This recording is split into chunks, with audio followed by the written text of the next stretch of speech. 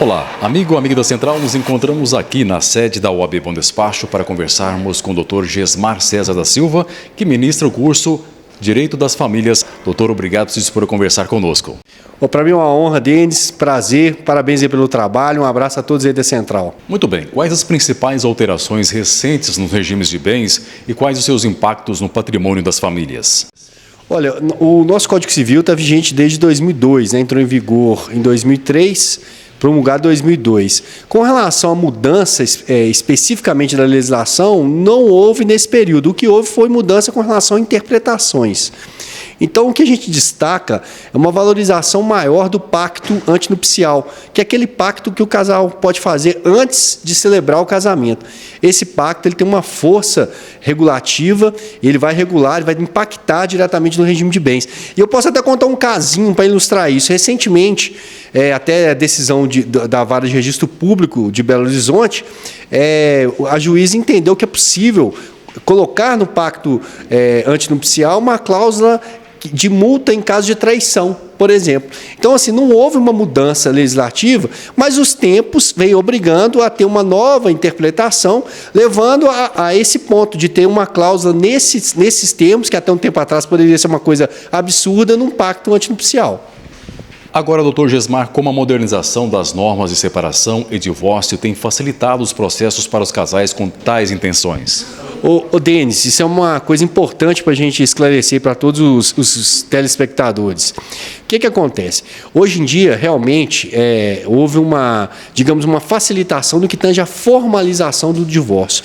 Mas isso não quer dizer que seja contrário ao casamento ou contrário às relações afetivas. O que acontece é que hoje as pessoas não são mais forçadas ou ter uma situação dificultada para se divorciar. A pessoa pode casar num dia, a gente brinca, e divorciar no outro dia. Não existe uma necessidade de esperar um tempo, de fazer uma prova de culpa, de traição, nada disso. E isso não é contrário ao casamento, isso não é contrário à família. Eu ouso dizer que, pelo contrário, isso é para privilegiar aquelas relações que realmente têm um vínculo em razão do afeto, em razão das relações amorosas, que devem ser aquilo que sustenta as famílias e as relações conjugais no modo geral. Então, do ponto de vista formal, há uma facilitação, sim, mas que não quer dizer um desprestígio à conjugalidade, um desprestígio à afetividade. Muito pelo contrário, as relações que são pautadas pelo amor, pelo afeto, essas vão prevalecer independente de um pedaço de papel.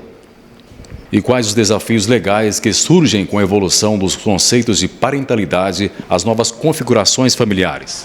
Olha, essa pergunta sua é muito importante. O que acontece? As relações familiares, elas são pautadas hoje, no século XXI, efetivamente pelo afeto, pela afetividade. Então, esse afeto cria relações das mais diversas ordens.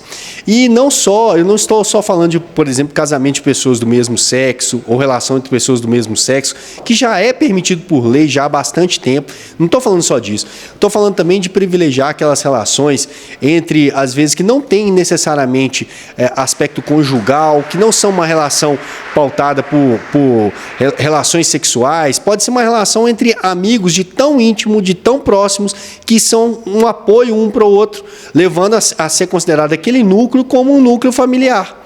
Eu gosto de dar um exemplo de duas senhoras. São amigas, não têm qualquer relação de ordem conjugal, mas elas se apoiam, elas têm uma relação ali, elas são família. Elas enquanto essa união de afeto. Então, por que não dar a elas essa proteção?